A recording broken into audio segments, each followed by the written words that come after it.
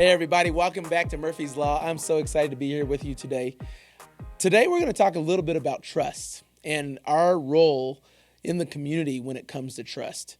You know, I grew up in Southwest Denver in a neighborhood that neighbors really did trust each other.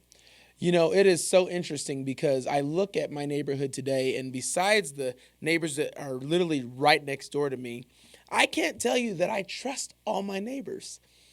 It's part of, this thing we call technology and the society that we live in today that kind of takes away from the ability to get to know your neighbors on a deeper level.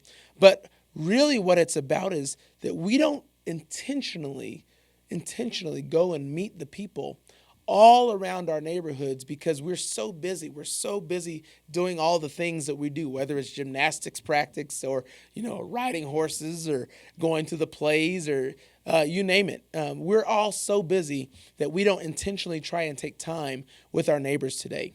I think that takes a toll. And I think that toll is a generational curse for generations to come if we aren't intentional about changing the dynamics of how we see our neighbors and how we trust the people around us.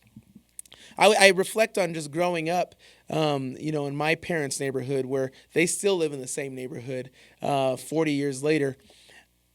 I trusted our neighbors, and more importantly, my parents trusted our neighbors.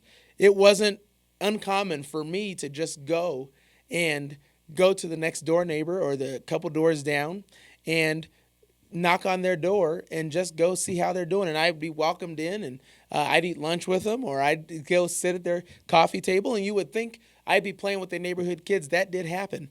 But these were actually older people. I'll never forget my neighbor Marty, who literally had to be in his 80s.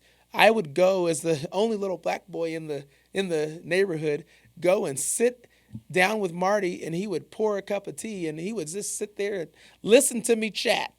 I was 5, and that goes to show the intentionality about how he would give me time, give me the gift of time to sit with him and just get to know him and frankly share with me.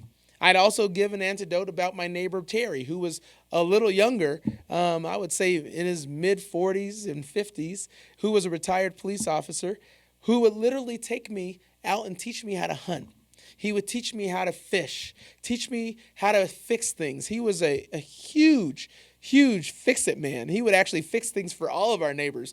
I remember one day he said, "Murphy, come on, we're going to go put up a dog run in your backyard for your parents and create a run for your new dog." And I would help him do that. It's the intentionality behind him almost becoming an uncle to me that really led to the success of what I see a neighbor could be. We have to capture that again today. That is not on our radar as Americans. Too much visceral reactions, too many times we are not allowing ourselves grace with our neighborhoods and our neighbors. We are too busy looking for things that are wrong instead of looking for things that are right. But more than that, we are not intentional about building relationship with lasting bonds. And so I encourage you, look at yourselves and say, how can we go and build real, lasting, thorough relationships with our neighbors? How do we make sure that our neighbors see us as someone who they can depend on, who they can trust, who they can do life with? Because if we change our dynamics in our country and in our communities and all the way down to our next door neighbors, we change a nation. That's the secret sauce of who we are. That's what built this country to where it is today. And if we can do that, we can change the generations to come because that is replicated. That is going to be replicated with our kids and their kids and hopefully last long relationships for hundreds of years to come. Thank you so much for joining me on Murphy's Law. I look forward to seeing you next week.